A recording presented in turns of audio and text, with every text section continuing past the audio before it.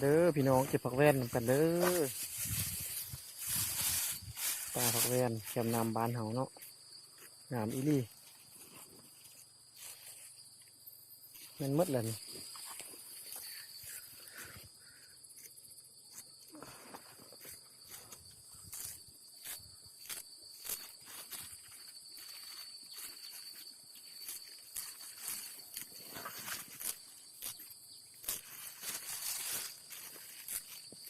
ยิ้มนะแม่เก็บผักก่อน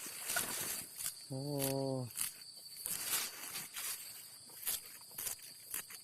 งานมาเล่นนี่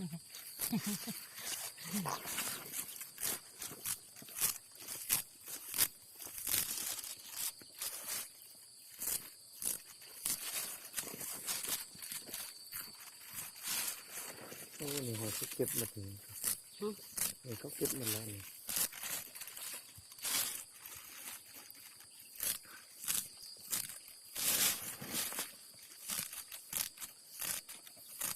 งานแห้งโวนจะเก็บจะยันนี่จะยันกูดก็มีพี่น้องกูดบ้างงามยอดเดียวเลยละ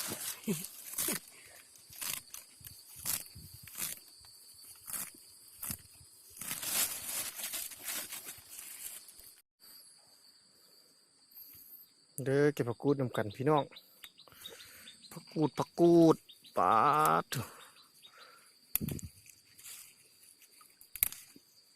โอ้ยพี่น้องเอ้ยยอดได้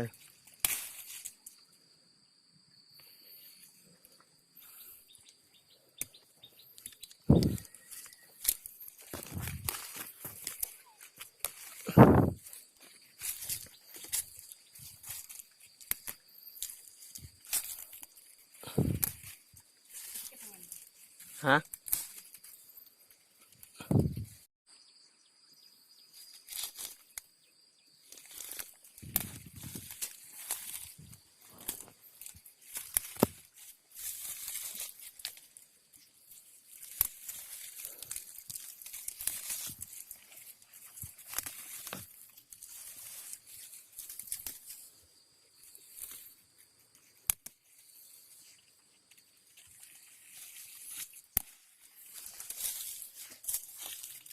งามเทงามว่างามจนเหี่ยวแล้วพี่น้องเอ้ย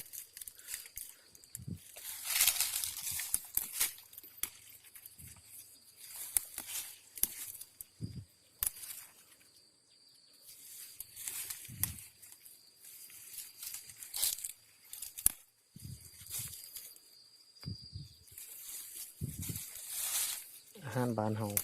เก็บตามเข็มน้ำเข็มนาก็พอได้กินแล้ว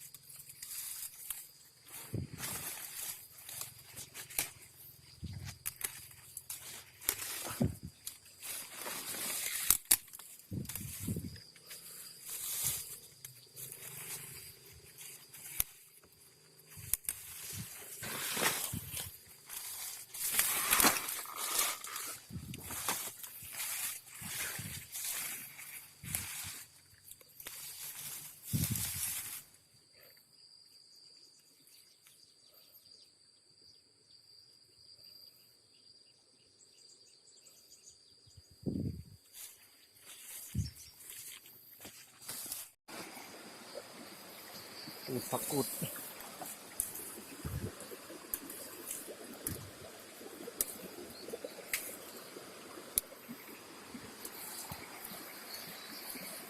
ผักกูดโอ้ย